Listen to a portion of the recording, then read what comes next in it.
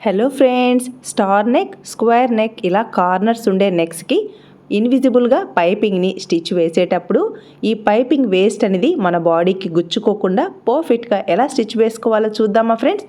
ఇక్కడ back part front పార్ట్ని add చేసుకున్న తర్వాత పావించి ఖర్చుని ఇస్తాం కదా, అదే ఖర్చును తీసుకుంటూ కార్నర్స్ దగ్గర ఇలా ఫూట్ను మాత్రమే టర్న్ చేసుకోవాలి. నీడిల్ని క్లాత్ లోపల ఉంచేసి ఈ కార్నర్ షేప్ అనేది నీట్గా వచ్చేలా ఈ విధంగా పైపింగ్ని ఈ బ్లౌజ్ రైట్ సైడ్కి ఇలా ఫస్ట్ నుంచి ఎండ్ వరకు స్టిచ్ వేసుకుంటూ రావాలి. కార్నర్స్లో ఇలా చిన్న చిన్న టక్స్ని ఇవ్వడం వలన ఈ పైపింగ్ క్లాత్ అనేది ఈజీగా టర్న్ అయిపోతుంది. అంటే ఈ కార్నర్ షేప్ అనేది నీట్గా వస్తుందన్నమాట, స్క్వేర్ నెక్ కానీ స్టార్ నెక్ కానీ. నెక్స్ట్ ఇలా స్ట్రెయిట్ పీస్ కానీ క్రాస్ పీస్ కానీ తీసుకుని ఈ విధంగా మనం పైపింగ్ని స్టిచ్ వేసాం కదా, ఈ పైపింగ్ పై వైపున స్ట్రెయిట్ పీస్ కానీ క్రాస్ పీస్ కానీ రాంగ్ సైడ్కి ఈ విధంగా ప్లేస్ చేసుకుని పావించి ఖర్చును తీసుకుంటూ స్టిచ్ వేసుకోవాలి. ఇక్కడ నేను స్ట్రెయిట్ పీస్ని తీసుకున్నాను.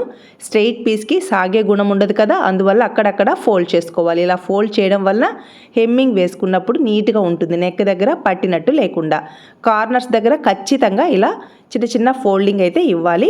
ఇలా నీట్గా టక్స్ని ఇచ్చేసి బ్యాక్ సైడ్కి టర్న్ చేసుకుని పై వైపున స్టిచ్ వేసుకున్నాము అంటే పైపింగ్ ఖర్చు మిడిల్లోకి వెళ్ళిపోతుంది. బ్లౌజ్ వేసుకున్నప్పుడు అస్సలు గుచ్చుకోదు. నెక్స్ట్కి పైపింగ్ని స్టిచ్ వేసుకోవాలి అంటే ఫుల్ వీడియో ఛానల్ నేమ్ క్రింద ఉంది, చెక్ చేసుకోండి. Please subscribe.